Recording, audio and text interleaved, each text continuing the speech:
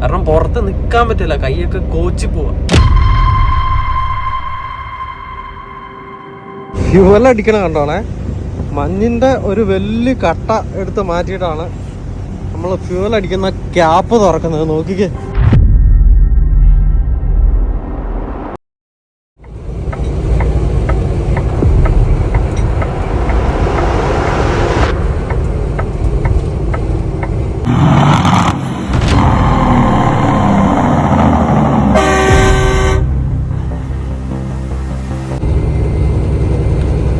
നമ്മുടെ യാത്രയുടെ 5ാമത്തെ ദിവസം വ്ളോഗ് തുടങ്ങുമ്പോഴത്തേക്കും സമയം ഏകദേശം 4 മണി കഴിഞ്ഞു കേട്ടോ. നമ്മുടെ ഒൻറ്റാറിയോ ടൈം. നമ്മളിപ്പോൾ സോൾട്ട് ലേക്ക് സിറ്റിയുടെ മൗണ്ടൻ റേഞ്ചസ് എല്ലാം കയറിക്കൊണ്ടിരിക്കുക. ഇടയ്ക്കെല്ലാം നല്ല ഫോഗ് ഉണ്ടായിരുന്നു. ടെമ്പറേച്ചർ 0 ആ ഒരു റേഞ്ചിലൊക്കെയാണ് നിൽക്കുന്നത്. എന്തായാലും മുന്നോട്ട് നമുക്ക് നോക്കാം.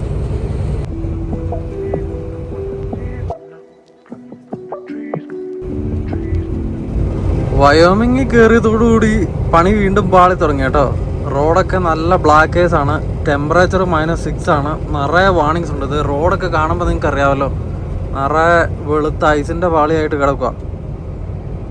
പകലാകുമ്പോഴത്തേക്കും ബെറ്റർ ടെമ്പറേച്ചർ ആവുന്നതാണ് ഫോർകാസ്റ്റ്. റോഡൊക്കെ ഭയങ്കര മോശം കേട്ടോ, നല്ല തെന്നിച്ചുണ്ട്. അതുകൊണ്ട് നമ്മൾ സൂക്ഷിച്ചു വേണം പോവാൻ. ഇത് ശരിക്കും 2 ലൈനുള്ള, അതായത് ഒരു സൈഡിലേക്ക് തന്നെ 2 ലൈനുള്ള റോഡാണ്. വണ്ടികളെല്ലാം കോൺസ്റ്റൻ്റ് ആയി പോയി ഒരു ലൈൻ മാത്രമേ ക്ലിയർ ആയിട്ടുള്ളൂ. മറ്റേ ലൈനിൽ ഇപ്പോഴും നല്ല തെന്നിച്ച് ഉണ്ടാവാനാണ് സാധ്യത. വയോമിങ്ങിലെ ബ്ലാക്ക് ഐസ് എന്നൊക്കെ പറഞ്ഞാൽ നമ്മൾ ശരിക്കും സൂക്ഷിക്കേണ്ട എന്നാന്ന് വെച്ച് കഴിഞ്ഞാൽ, ഇഷ്ടംപോലെ കയറ്റങ്ങളും ഇറക്കങ്ങളും ഉള്ള ഏരിയ ഇവിടെ. അപ്പോൾ ഈ വലിയ ഇറക്കം എന്നൊക്കെ പറയുമ്പോഴത്തേക്കും അങ്ങ് കിലോമീറ്ററുകളോളം കാണും. അപ്പോൾ പ്രത്യേകിച്ച് ബ്ലാക്ക് ഐസിൽ നമ്മൾ മോള് മുതലേ പയ്യെ പിടിച്ച് പോയില്ല എന്നുണ്ടെങ്കിൽ അത് ബ്രേക്ക് ഇട്ട് പിടിക്കാനും പറ്റില്ല. ബ്രേക്ക് പിടിച്ചു കഴിഞ്ഞാൽ അപ്പം തന്നെ ജാക്ക് നൈഫ് ആവുമല്ലോ. അപ്പോൾ നമ്മൾ എക്സ്ട്രീം സൂക്ഷിച്ച് മുകളിൽ നിന്ന് തന്നെ പയ്യെ വേണം പോകാൻ വേണ്ടിയിട്ട്. ഇനി നമ്മളെത്ര പിടിച്ചു പോയെന്ന് പറഞ്ഞാലും, കാരണം നമ്മുടെ പുറകിൽ ലോഡുള്ളതുകൊണ്ട് ഒരു മൊമെൻ്റം ഉണ്ടായിരിക്കുമല്ലോ. അപ്പം അങ്ങനെ അങ്ങ് പോകുന്നതിൻ്റെ ഇടയ്ക്ക് ഫ്രണ്ടിലൊരു വണ്ടി, ഇപ്പോൾ പ്രത്യേകിച്ച് ചെറിയ വണ്ടികളാകുമ്പോഴത്തേക്ക് അവർ ചിലപ്പം ഈ വിൻ്റർ ടയറൊക്കെ ഉള്ളത് കൊണ്ട് തന്നെ ബ്രേക്ക് പിടിച്ചായിരിക്കും പോകുന്നത്. അങ്ങനെ ഒരു ഒബ്സ്റ്റക്കിൾ നമ്മുടെ മുമ്പിൽ വന്നു കഴിഞ്ഞാൽ നമുക്ക് കയറി പോകാമെന്നുള്ളതോ, അതായത് ക്ലിയർ അല്ലാത്തതേണ്ട ഒരു സൈഡിലെ ലൈൻ കണ്ടോ, അതുവഴി ഒന്നെങ്കിൽ കയറി പോകാമെന്നുള്ളതോ, അല്ലാന്നുണ്ടെങ്കിൽ നമ്മൾ ബ്രേക്ക് പിടിക്കേണ്ടതായ ഒരു സാഹചര്യം വരും. അപ്പോൾ അതൊക്കെ നമുക്ക് എക്സ്ട്രീം ഡേഞ്ചറാണ് നമ്മളെ സംബന്ധിച്ചിടത്തോളം. നമ്മൾ മുന്നോട്ട് നന്നായിട്ട് നോക്കി ആ ഒരു ഡിസ്റ്റൻസ് ഫോർകാസ്റ്റ് ചെയ്ത് വേണം നമ്മുടെ ഒരു മൊമെൻറ്റം കീപ്പ് ചെയ്യാൻ വേണ്ടിയിട്ട്. കനേഡിയൻ റിയൽ എസ്റ്റേറ്റ് സംബന്ധമായ എല്ലാവിധ ആവശ്യങ്ങൾക്കും റിയൽറ്റർ അശ്വതി നിലമനയുടെ ഓഫീസുമായിട്ട് നമുക്ക് കോൺടാക്ട് ചെയ്യാം.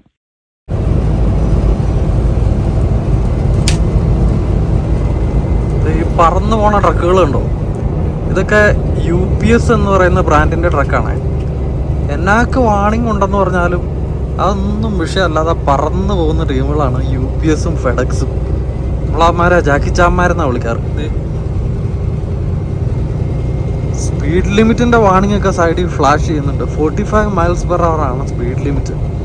നമ്മളൊക്കെ ഏകദേശം വേണ്ട 52 miles/hour പോകുന്നത്, അതായത് 83 km/h.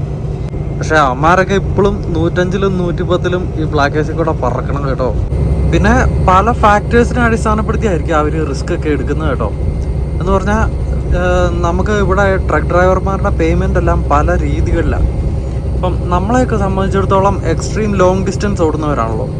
അപ്പം നമ്മളെ സംബന്ധിച്ചിടത്തോളം ഈ ഡേഞ്ചറസ് സോണിൽ നമ്മളൊരു ഇച്ചിരി സ്പീഡ് കുറച്ച് സേഫായിട്ട് പോയാലും, അപ്പം നമ്മളെ സംബന്ധിച്ചിടത്തോളം ഒരു പർട്ടിക്കുലർ ഏരിയ കഴിയുമ്പോഴത്തേക്കും, അല്ലെങ്കിൽ ഇതേണ്ട ഒരു 2-3 മണിക്കൂറോടെ കഴിഞ്ഞ് നേരം വെളുക്കുമ്പോഴത്തേക്കും ടെമ്പറേച്ചർ പ്ലസ് ആകുമ്പോഴത്തേക്കും നമുക്ക് നല്ല ഏരിയ കിട്ടുമ്പോഴത്തേക്കും ചവിട്ടി പിടിക്കാം. കാരണം നമ്മുടെ ഡെസ്റ്റിനേഷൻ എന്തായാലും നാളെ വൈകിട്ടത്തേക്ക്, അല്ലെങ്കിൽ ഒരു ടോട്ടൽ ഓഫ് എന്നാ പറയുന്നത്, ഒരു 5000 മൈൽസ്, ഏകദേശം ഒരു 7500-8000 കിലോമീറ്റർ നമുക്ക് കവർ ചെയ്യാമല്ലോ. അപ്പോൾ എവിടെയെങ്കിലും ഒന്ന് സ്ലോ ഡൗൺ ആയാലും നമുക്ക് അടുത്ത സ്ഥലത്ത് കയറ്റി പിടിക്കാനുള്ള സമയമുണ്ട് ഒരു ട്രിപ്പ് കംപ്ലീറ്റ് ആവുന്നതിന് മുമ്പ്. പക്ഷേ ഇവരെയൊക്കെ സംബന്ധിച്ചിടത്തോളം എന്നാന്ന് വെച്ച് കഴിഞ്ഞാൽ ഇവരെല്ലാം ഈ ചെറിയ ഡിസ്റ്റൻസ് ഓടുന്നവരാണ്. ഇപ്പോൾ നിങ്ങൾക്ക് അറിയാമല്ലോ, UPSഉം ഫെഡക്സും എന്നൊക്കെ പറയുമ്പോഴത്തേക്ക് ഒരു ചെറിയ ഏരിയയിൽ നിന്ന് മറ്റൊരു ഏരിയയിലേക്ക് ഡ്രൈവ് ചെയ്യുന്ന ഡേ ഡ്രൈവേഴ്സ് ആയിരിക്കും. ലോങ് ഡിസ്റ്റൻസിൽ ക്യാരി ചെയ്യുന്നവരായിരിക്കില്ല. കാരണം UPSൻ്റെ ഫെഡക്സിൻ്റെ ഒക്കെ പാക്കേജസ് അല്ലേ, ഈ കൊറിയറെല്ലാം ഇച്ചിരി ലോങ് ഡിസ്റ്റൻസ് ആണെങ്കിൽ അതെല്ലാം ഫ്ലൈറ്റിലോ ട്രെയിനിലോ ആയിരിക്കും പോകുന്നത്. ഈ ജസ്റ്റ് ഡെലിവറിക്ക് വേണ്ടിയിട്ടുള്ള ഒരു ബേസിൽ നിന്ന് മറ്റൊരു ബേസിലേക്കായിരിക്കും ഇത് പോകുന്നത്. ഇപ്പോൾ ഡേ ക്യാബ്സ് ആയിരിക്കും. അപ്പോൾ പ്രോബ്ലി അവരുടെ പേയ്മെൻ്റ് എന്ന് പറഞ്ഞു കഴിഞ്ഞാൽ ഇത്ര റണ്ണ് കംപ്ലീറ്റ് ചെയ്താൽ ഓരോ റണ്ണിനും ഇത്ര എമൗണ്ട് എന്നുള്ള രീതിയിലായിരിക്കും അവരുടെ പേയ്മെൻറ്റ്. അതുകൊണ്ടായിരിക്കും അവർ റിസ്ക് എടുക്കുന്നത്. കാരണം ഒരു ദിവസം ഇത്ര റണ്ണ് കംപ്ലീറ്റ് ചെയ്താലല്ലേ അതിനനുസരിച്ച് അവർക്കൊരു വരുമാനം ഉണ്ടാവുള്ളൂ. ഇത് ഇപ്പം നമ്മൾ ഇറങ്ങാൻ പോണ ഒരു വലിയ ഇറക്കം എന്ന് പറഞ്ഞാൽ നോക്കിയിട്ടില്ല, വയോമിങ്ങിലെ ഒരു വൺ ഓഫ് ദ ബിഗ്ഗസ്റ്റ് ഇറക്കവും കയറ്റമായി കാണുന്നത് കേട്ടോ. ഞാനെന്തായാലും ഈ കയറ്റത്തിൻ്റെ ഇറക്കത്തിൻ്റെ രണ്ടൂന്ന് പകൽ വ്യൂ ഇടാം. കാരണം അല്ലെങ്കിൽ നമുക്ക് മനസ്സിലാവില്ല. സ്ട്രെയിറ്റ് ലൈനിൽ അങ്ങ് കുത്തനെ ഇറങ്ങി നേരെ കുത്തനെ പൊങ്ങുന്ന ഒരു സെറ്റപ്പ് അത്.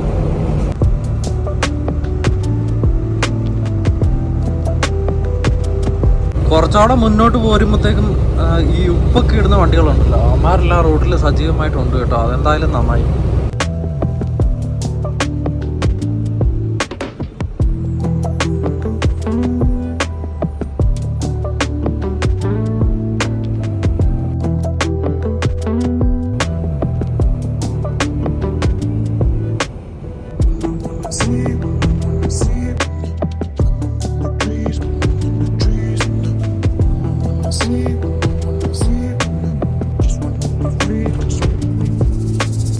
എന്തായാലും നേരം വെളുക്കുമ്പോഴത്തേക്കും വയോമിങ്ങിന്റെ പെരുമാറിക്കൂടെയാണ് നമ്മൾ പോയിക്കൊണ്ടിരിക്കുന്നത് കേട്ടോ.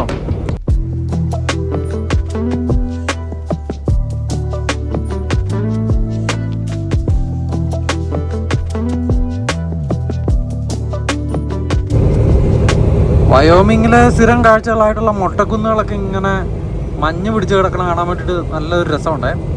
കുറച്ചുകൂടെ ഒന്ന് സണ്ണ് പൊങ്ങി വന്നിരുന്ന അടിപൊളിയായാണ്. എന്തായാലും സൺറൈസിന്റെ കാഴ്ചകളൊക്കെയാണ് നമ്മൾ കണ്ടുകൊണ്ടിരിക്കുന്നത്.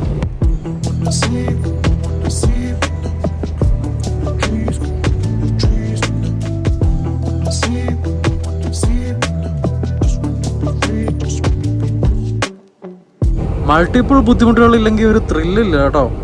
കുറേ നേരമായില്ലേ നിങ്ങളോട് ബ്ലാക്ക് ഐസ് എന്ന് പറഞ്ഞുകൊണ്ട് ഇങ്ങനെ പോരുന്നു. അങ്ങനെ വരുമ്പോഴത്തേക്കും വേണ്ട ഇപ്പോൾ ഫോഗും കൂടെ തുടങ്ങിയിട്ടുണ്ട്. പിന്നെ എല്ലാം കൂടെ ഉണ്ടെങ്കിലല്ലേ ഒരു ത്രില്ലുള്ളൂ.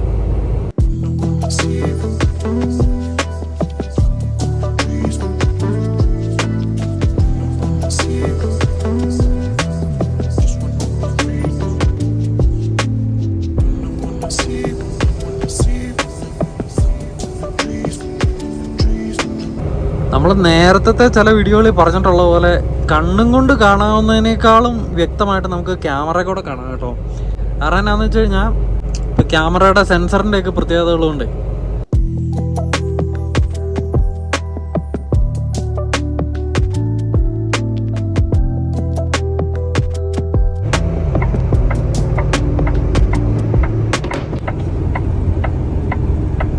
എന്തായാലും സമയം നമ്മുടെ ഒൻറ്റാറിയോ സമയം 9:45.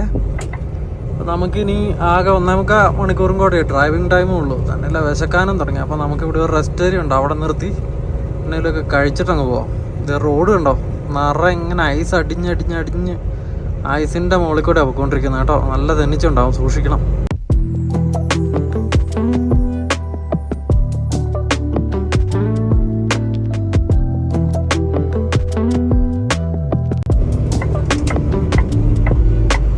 ഈ ബ്ലാക്ക് ഐസിൽ നമ്മൾ പ്രത്യേകം ശ്രദ്ധിക്കേണ്ട എന്നാന്ന് വെച്ച് കഴിഞ്ഞാൽ ഈ വളവൊക്കെ വളയുമ്പോഴത്തേക്ക് ഒരിക്കലും നിർത്തരുത്. നിന്ന് പോയി കഴിഞ്ഞാൽ അവിടെ കിടന്ന് കറങ്ങും. പിന്നെ കയറി പോരാൻ വലിയ പാടായിരിക്കും. ചെയിനൊക്കെ ഇട്ടിട്ട് വേണം കയറ്റാൻ വേണ്ടിയിട്ട് കേട്ടോ. കാരണം ആ ട്രാക്ഷൻ നിൽക്കാതെ നമ്മൾ ആ മൊമെൻറ്റം കീപ്പ് ചെയ്യണം, അല്ലെങ്കിൽ പെട്ടുപോവേ.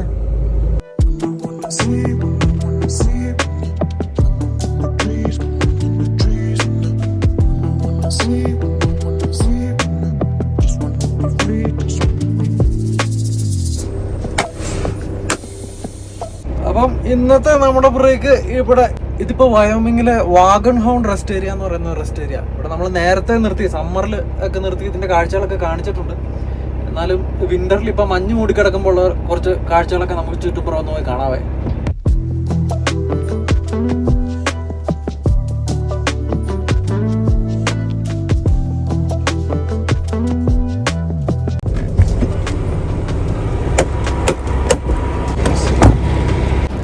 പതിവ് പോലെ ആദ്യം വാഷ്റൂം ഒന്ന് ഉപയോഗിച്ചിട്ട് നമുക്ക് പുറത്തെ കാഴ്ചകൾ കാണാൻ വേണ്ടിയിട്ട് പോകാവേ. അങ്ങനെ നമ്മൾ റോട്ടിലൊന്നും കിടക്കുന്ന മഞ്ഞൊന്നും തള്ളി മാറ്റിയിട്ടില്ല കേട്ടോ. അതുകൊണ്ട് ഡ്രൈവ് കാറിലൊക്കെ വരുമ്പോഴത്തേക്കും പ്രത്യേകം സൂക്ഷിക്കണം. കാരണം ചെറിയ ടയറും കൂടെ അല്ലേ, പ്രത്യേകിച്ച് ഗ്രൗണ്ട് ക്ലിയറൻസ് ഇല്ലാത്ത ഈ സെഡാൻ പോലത്തെ കാറുകളാണെങ്കിൽ പാടുവിടും. കണ്ടേ ഈ ട്രക്കിൻ്റെ പുറകിൽ മഞ്ഞടിച്ച് പിടിച്ചിരിക്കുന്നുണ്ടോ.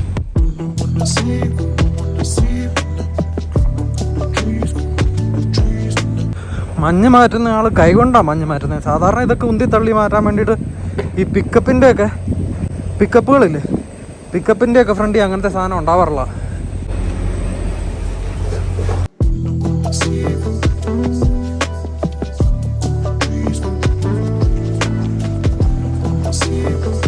കണ്ട ഇതാണ് ഇപ്പോൾ നമ്മൾ ഉള്ള വാഗൺ ഹൗണ്ട് റെസ്റ്റ് ഏരിയയുടെ ഒരു സെറ്റപ്പ്. നല്ല മഞ്ഞൊക്കെ മൂടി ഫ്രഷായിട്ട് കിടക്കണ കാണാൻ വേണ്ടിയിട്ട് നല്ല രസമുണ്ട്. അതും പ്രത്യേകിച്ച് വേണ്ട ആ റൈസിങ് സൺ ഉണ്ടല്ലോ, പ്രഭാത സൂര്യൻ്റെ ആ ഒരു സെറ്റപ്പൊക്കെ ലൈറ്റൊക്കെ അടിച്ച് എല്ലാം നല്ല പ്രഭാത സൂര്യൻ്റെ ആ ലൈറ്റൊക്കെ അടിച്ചിട്ടുണ്ടല്ലോ. ഗ്രാസിൻ്റെയൊക്കെ മുകളിലുള്ള ആ സ്നോ എല്ലാം ചെറിയ ചെറിയ സ്നോ എല്ലാം അങ്ങനെ തിളങ്ങുക. കുറച്ച് അടിപൊളി കുറച്ച് വിഷ്വൽസ് കിട്ടുമെന്ന് നോക്കാം.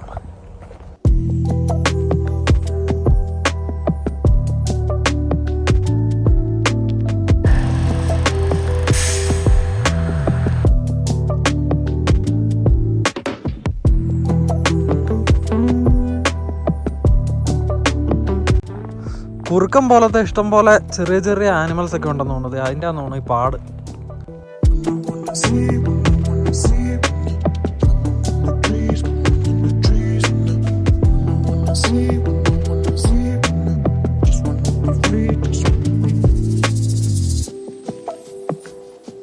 എന്തായാലും നമ്മളിപ്പോൾ നിൽക്കുന്നത് വേണ്ട ഒരു കിടുക്കം വാലിയിലായിട്ടോ. എന്ത് ബ്യൂട്ടിഫുള്ളാണ് നോക്കിക്കേ വിഷ്വൽസ് എല്ലാം. ശരിക്കും നമുക്ക് ക്യാമറയെ കൊണ്ടുവരാൻ പറ്റുന്നതിനേക്കാളും ബ്യൂട്ടിഫുള്ളാണ് കണ്ണും കൊണ്ട് കാണുന്ന കാഴ്ചകളും കാര്യങ്ങളൊക്കെ കേട്ടോ. ഒടുക്കത്തെ ഫ്രെയിംസ് എന്ന് പറഞ്ഞാൽ ഭയങ്കര ഒരു ഫോട്ടോഗ്രാഫറിനെ നല്ല അടിപൊളിയായിട്ട് കൊണ്ടുവരാൻ പറ്റുന്ന ഒരു ഫോട്ടോഗ്രാഫറാണ്. സൂപ്പറായിട്ട് കൊണ്ടുവരാൻ പറ്റുന്ന കുറേ കാഴ്ചകൾ. എന്തായാലും നന്നായിട്ട് കൈയും കാലുമൊക്കെ തണുക്കാൻ തുടങ്ങി. നമുക്ക് പോയി ഫുഡൊക്കെ കഴിക്കാം.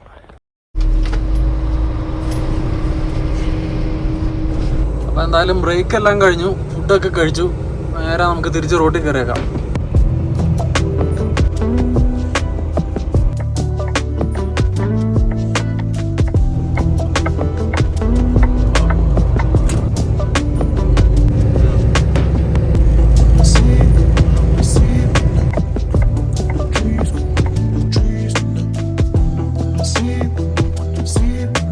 വീണ്ടും കടുത്ത മൂടൽമഞ്ഞിലേക്ക് നമ്മൾ ഇറങ്ങിയേക്കുന്നത് കേട്ടോ. ബ്രേക്കിൻ്റെ സമയത്തുണ്ടായിരുന്ന സൺലൈറ്റ് എല്ലാം ബ്രേക്ക് കഴിഞ്ഞപ്പോഴത്തേക്കും പോയി.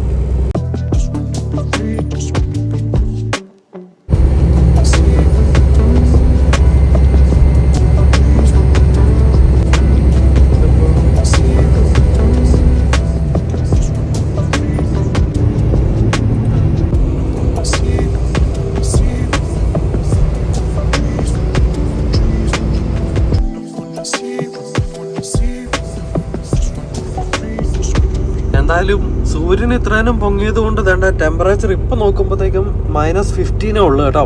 നമുക്ക് വണ്ടിയുടെ ചുറ്റുംപുറമൊക്കെ ഒന്ന് പോയി നോക്കാം. വേണ്ട ഫ്യൂവൽ അടിക്കണ കണ്ടോണേ. മഞ്ഞിൻ്റെ ഒരു വലിയ കട്ട എടുത്ത് മാറ്റിയിട്ടാണ് നമ്മൾ ഫ്യൂവൽ അടിക്കുന്ന ക്യാപ്പ് തുറക്കുന്നത്. നോക്കിക്കേ, ഇതിൻ്റെ ഈ ബാക്ക് ഏരിയ നിറയെ മഞ്ഞടിച്ച് പിടിച്ച് കിടക്കുക കേട്ടോ.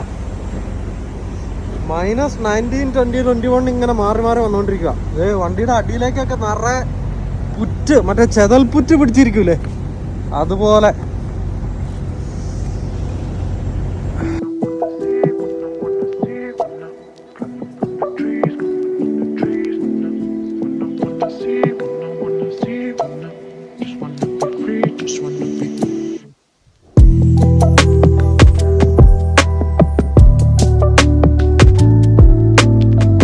ഡീസൽ അടിക്കാൻ വേണ്ടി നോസിൽ ഓണാക്കി വെച്ചിട്ട് കുറച്ചു നേരം വണ്ടിക്കകത്ത് കയറി കൈയൊക്കെ ഒന്ന് ചൂടാക്കാൻ വേണ്ടി കയറി ഇരിക്കുക. ഡീസൽ അവിടെ അടിച്ചുകൊണ്ടിരിക്കുകയാണ്.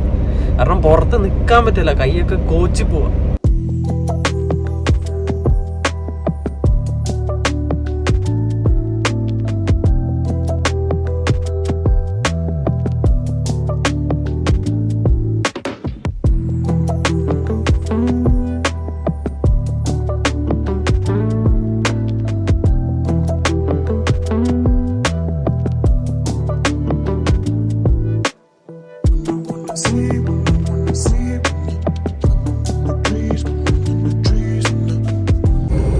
ഇത് വയോമിങ്ങിലെ മറ്റേ നമ്മുടെ ലിങ്കൺ മെമ്മോറിയൽ റെസ്റ്റ് ഏരിയയുടെ ഒക്കെ അടുത്തുള്ള കിഡിലൻ ഏരിയ കൂടെ പോയിക്കൊണ്ടിരിക്കുന്നത് കേട്ടോ. ഈ ഒരു ഏരിയ ഭയങ്കര ബ്യൂട്ടിഫുള്ളാണ്.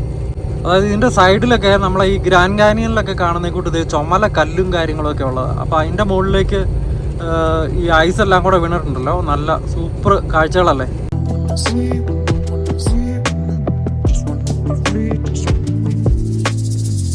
അതോടൊപ്പം തന്നെ പൈൻ മരങ്ങളുടെ മുകളിലേക്കും എല്ലാം ഐസ് എല്ലാം കൂടെ വീണിട്ട് ആ ഒരു മൂടൽമഞ്ഞിന്റെ ബാക്ക്ഗ്രൗണ്ടും കൂടെ ഉള്ളതുകൊണ്ടുണ്ടല്ലോ കിടിലം വിഷ്വൽസ് ആട്ടോ.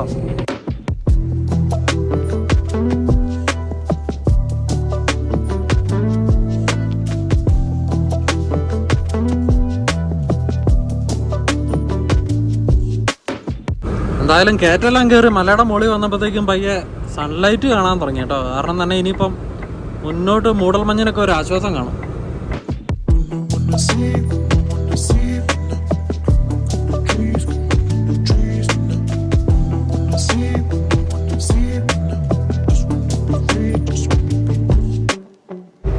പറഞ്ഞ പോലെ സണ്ണുണ്ടെന്ന് പറഞ്ഞാലും അതിൻ്റെ ഗുണമൊന്നും കാണാനില്ല കേട്ടോ. എന്നാലും കുറച്ച് കഴിയുമ്പോഴത്തേക്കും മൊത്തത്തിൽ ഒന്ന് ബെറ്റർ ആവുമായിരിക്കും.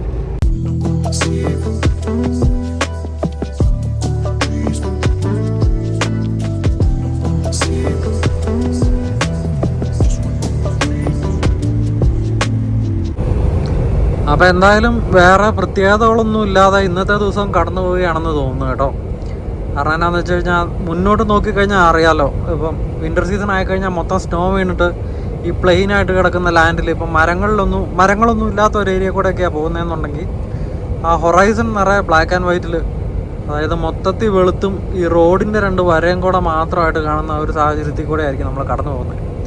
അപ്പോൾ അങ്ങനെ ഒരു വലിയ ഇൻട്രസ്റ്റിംഗ് അല്ലാത്ത ഒരു ദിവസമാണ് ഇന്ന് കടന്നു പോകുന്നത്.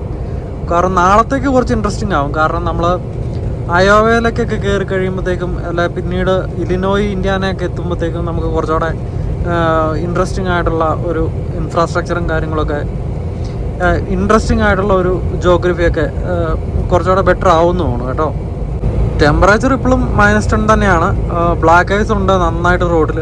അപ്പം അതുകൊണ്ട് തന്നെ ഏത് നിമിഷം വേണേലും ഒന്ന് തെന്നാനും പാളാനും ഒക്കെ ഉള്ള ഒരു സാധ്യത കരുതി കൂട്ടിക്കൊണ്ട് തന്നെ സ്റ്റിയറിംഗ് വീലിലും അല്ല മൊത്തത്തിൽ ടയറിൻ്റെ ട്രാക്ഷനൊക്കെ ഒന്ന് ശ്രദ്ധിച്ച് വേണം പോകാൻ വേണ്ടിയിട്ട്. അത്രേ ഉള്ളൂ. അപ്പം അങ്ങനെ ബോറിംഗ് ആയിട്ട് ഇങ്ങനെ വണ്ടി ഓടിച്ചുകൊണ്ടിരിക്കുന്ന പാട്ടൊക്കെ കേട്ട്. വിൻ്റർ സീസണിൽ ഈ വിൻഷീൽഡ് ക്ലീൻ ആക്കി വെക്കുക എന്ന് പറഞ്ഞാൽ പിടിപ്പത് പണിയാട്ടോ. നമ്മുടെ വിൻഷീൽഡ് വാഷർ ഫ്ലൂയിഡ് മുഴുവൻ ഒഴിച്ച് കളയാന്നുള്ള ഒരു ഇതുള്ളൂ. കാരണം എന്നാന്ന് വെച്ച് കഴിഞ്ഞാൽ നമ്മൾ എത്രമാത്രം ക്ലീൻ ആക്കി എന്ന് പറഞ്ഞാലും വീണ്ടും ഒരു വണ്ടി നമ്മളെ ഓവർടേക്ക് ചെയ്ത് പോയി കഴിഞ്ഞ് കഴിഞ്ഞാൽ അല്ല ഒരു കാറ്റിടിച്ച് കഴിഞ്ഞാൽ ഈ നിലത്ത് കിടക്കുന്ന സ്നോ എല്ലാം കൂടെ ഇങ്ങനെ പൊടിയായിട്ട് ഇങ്ങനെ പറന്നിട്ട് നമ്മുടെ വിൻഷീൽഡാണ് വന്നിരുന്ന്. വിൻഷീൽഡിലാകുമ്പോൾ നമ്മുടെ ക്യാബിൻ്റെ അത് ഹീറ്റ് അല്ലേ, അപ്പോൾ അതിൻ്റെ ഒരു ഇത് കൂടെ പിന്നെ ഈ വെള്ളം അടിക്കുന്ന പോലെ ഈ വരുന്ന ജലാംശമുള്ള മഞ്ഞെന്ന് പറഞ്ഞു കഴിഞ്ഞാൽ അതിൻ്റെ അകത്ത് ഈ ഉപ്പും ചെളിയും എല്ലാം കൂടെ പെട്ടതായതുകൊണ്ട് പിന്നെ വേണ്ട നമ്മളിപ്പോൾ കാണുന്ന പോലെ ഒരു ഡേർട്ടായിരിക്കും കേട്ടോ. ആ ഒരവസ്ഥ തന്നെയല്ല. വിൻഷീൽഡ് വാഷർ ഇട്ട് നമ്മൾ വിൻഷീൽഡ് ക്ലീൻ ചെയ്താലും നമ്മൾ സ്പീഡിൽ പൊയ്ക്കൊണ്ടിരിക്കുകയല്ലേ. ഈ മൈനസ് ടെമ്പറേച്ചറിൻ്റെ അകത്ത് ഇപ്പം തന്നെ -10 നിന്ന് -6 ഈ മൈനസ് ടെമ്പറേച്ചറിൽ നല്ല കാറ്റുകോടം അടിക്കുമ്പോൾ അത് പിന്നെയും അവിടെ എന്തെങ്കിലും ഒരു ആകൃതിയിൽ ഐസിങ്ങിൻ്റെ ഫോമായിട്ട് മാറും. അപ്പോൾ അങ്ങനെ മൊത്തത്തിൽ പാടാണ് വിൻഷീൽഡ് ക്ലീനാക്കി സൂക്ഷിക്കാൻ വേണ്ടിയിട്ട്.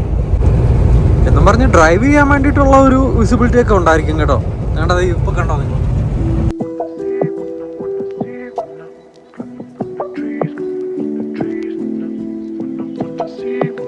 അപ്പം നമുക്ക് വേണ്ട ഒരു ഇച്ചിരി ഡിസ്റ്റൻസിൽ നിന്ന് നമ്മുടെ ഡ്രൈവിംഗ് സീറ്റിൽ നിന്ന് ഉള്ള വിസിബിലിറ്റി എന്ന് പറഞ്ഞാൽ നല്ല അടിപൊളി വിസിബിലിറ്റി ആയിരിക്കും. പക്ഷേ നമ്മളെ സംബന്ധിച്ചിടത്തോളം ഈ വീഡിയോക്കകത്തൊക്കെ വരുമ്പോഴത്തേക്കുവേ ഈ വിൻഷീൽഡ് നിറയെ ചെളിയും കൊണ്ടായിരിക്കുമ്പോഴത്തേക്കും ചിലർക്കാണെങ്കിലും ഒരു സംശയം തോന്നാം, മാർക്ക് ഈ വണ്ടി ഒന്ന് ക്ലീൻ ചെയ്തുകൂടെ, അല്ലെ വിൻഷീൽഡ് ഒന്ന് ക്ലീൻ ചെയ്തുകൂടെ എന്നൊക്കെ. അപ്പം അതെന്നാന്നുള്ളത് അങ്ങ് പറഞ്ഞതേ ഉള്ളേ.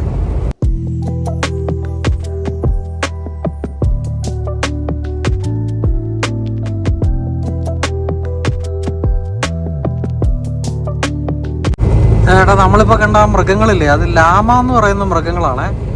ഇവിടെ ഇടയ്ക്കിടയ്ക്കൊക്കെ അതിൻ്റെ ഫാം കാണാം. അപ്പോൾ അതിനെ നമുക്ക് പോയിട്ട് ഇങ്ങനെ ഫീഡിങ്ങും പരിപാടികളെല്ലാം ചെയ്ത് പെറ്റൊക്കെ ചെയ്ത് കൊണ്ടു നടക്കാം. പിള്ളേർക്കൊക്കെ വലിയ ഇഷ്ടമാണ്. ചെറിയൊരു മാനോ അല്ലെ ചെറിയൊരു കഴുതയോ ഒക്കെ പോലെ ഒരു രസമായിട്ടുള്ള ഒരു ഇച്ചിരി നീട്ടമുള്ള കഴുത്തൊക്കെ ഉള്ള രീതിയിലുള്ള ഒരു മൃഗമാണ് ഈ ലാമ.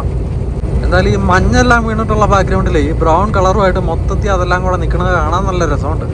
എന്തായാലും ഏകദേശം ഒരു 1 മണിയോടുകൂടി നമ്മുടെ ഒൻറ്റാറിയോ സമയം 1 മണിയോടുകൂടി നമ്മൾ വയോമിങ്ങിൽ നിന്ന് നെബ്രാസ്കയിലേക്ക് കയറി കേട്ടോ. നെബ്രാസ്കയിലേക്ക് കയറിയപ്പോഴത്തേക്കും ഈ ആസ്ഫോൾട്ടില്ലേ, നമ്മുടെ ടാറിൻ്റെ കളറ് ബ്ലാക്കിൽ നിന്ന് ബ്രൗണിലേക്ക് മാറി. അപ്പോൾ ഓരോ റീജിയനിൽ അവർ ഉപയോഗിക്കുന്ന ആസ്ഫോൾട്ടിൻ്റെ കളറിൻ്റെ പല കാര്യങ്ങളുടെ അടിസ്ഥാനപ്പെടുത്തിയിട്ടൊക്കെ ആയിരിക്കും അത്. അപ്പോൾ എന്തായാലും ബ്രൗൺ കളറായി. അതോടൊപ്പം തന്നെ ബ്ലാക്ക് ഐസിൻ്റെ ഒരു പ്രസൻസ് മൊത്തത്തിൽ ഒന്ന് പൊതുവെ കുറഞ്ഞിട്ടുണ്ട്. അറ്റ്ലീസ്റ്റ് നമ്മൾ ട്രാവൽ ചെയ്യുന്ന ലൈനിൽ ആ ബ്ലാക്ക് ഐസിൻ്റെ പ്രസൻസ് ഒന്ന് കുറഞ്ഞിട്ടുണ്ട് കേട്ടോ.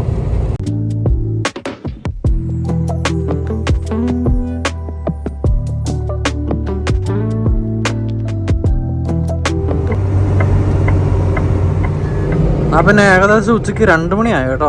അപ്പോൾ അതാണ്ട് ഒരു ലൗസ്, നമുക്കാണെങ്കിൽ ലൗസിൽ നിർത്തി ഒന്ന് വാഷ്റൂമൊക്കെ ഉപയോഗിച്ച് ഒരു കാപ്പിയൊക്കെ എടുത്ത് പ്രീ ട്രിപ്പ് വിട്ടിട്ട് അങ്ങ് പോയാൽ ഇനി ഒരു ഷിഫ്റ്റ് മാറിയാൽ മതിയല്ലോ. ഇനി പോണ വഴിക്ക് അടുത്ത ലൗസ് അല്ല ട്രക്ക് സ്റ്റോപ്പ് എന്നൊക്കെ പറയുന്നത് തൊട്ടടുത്ത് കിട്ടാനുള്ള സാധ്യത കുറവാണ്.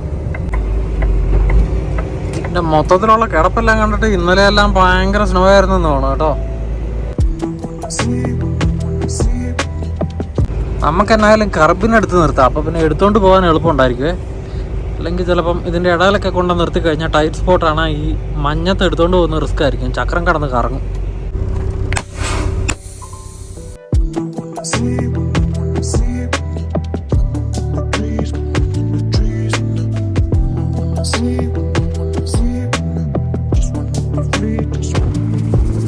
നിലത്താകെ സ്നോ മുഴുവൻ ഉരുക്കി പോകാതെ ഇന്നലെ പെയ്ത് സ്നോ മുഴുവൻ ഇങ്ങനെ കിടന്ന് നിറയെ ചെളി അടിച്ച് കിടക്കുക.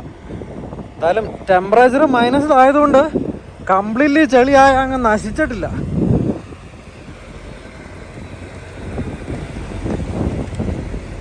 ടയറൊക്കെ പോകണതുണ്ടോ? സാധാരണ ഗതിയിൽ നമ്മൾ എവിടെയെങ്കിലും നിർത്തി വളച്ച് കഴിഞ്ഞാൽ ചിലപ്പോൾ ഈ ടയർ കിടന്ന് കറങ്ങാനുള്ള സാധ്യതയുണ്ട്.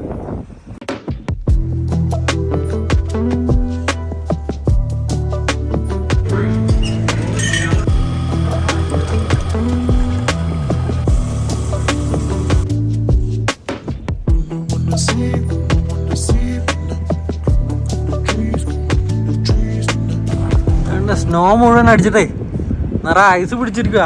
ഐസും ചെളിയും കൂടെ അതെ ഈ പിടിച്ചിരിക്കണം എല്ലാം കൂടെ കേട്ടോ. നോക്കിക്കേ, എല്ലാം കൂടെ പിടിച്ച് വെയിറ്റ് കയറും. നമ്മളെന്തായാലും കാപ്പി എടുത്ത് പ്രീ ട്രിപ്പൊക്കെ ഇട്ടു. പക്ഷേ 2-3 ദിവസമായില്ലേ നമ്മൾ ഫുഡെല്ലാം തീർന്നു. ഇന്നിപ്പം 4-മത്തെ 5-മത്തെ ദിവസം വേണ്ട. അപ്പോൾ അതുകൊണ്ട് നമുക്കിവിടെ തൊട്ടടുത്തൊരു വാൾമാർട്ട് ഉണ്ട്, അവിടെ നിർത്തി കഴിക്കാൻ എന്തെങ്കിലും കൂടെ മേടിച്ചുകൊണ്ട് പോവാം. ആ ലൗസ് ആയിരുന്നു ബ്രോ. ഹലോ, എടുക്കാറുണ്ടോ? എന്നാ വേണം പോയി എടുത്തു. സമയം 2:30. നമ്മൾ അർജുൻ ഭായി ഉറങ്ങുമായിരുന്നേ. നമ്മൾ വണ്ടി എടുക്കാറായപ്പോഴത്തേക്കും പുള്ളി ഉറക്കത്തിൽ നിന്ന് എണീറ്റ്. പുള്ളിയും കൂടെ ഒരു കാപ്പി എടുത്തിട്ട് നമുക്ക് വാൾമാർട്ടിലേക്ക് പോകാം.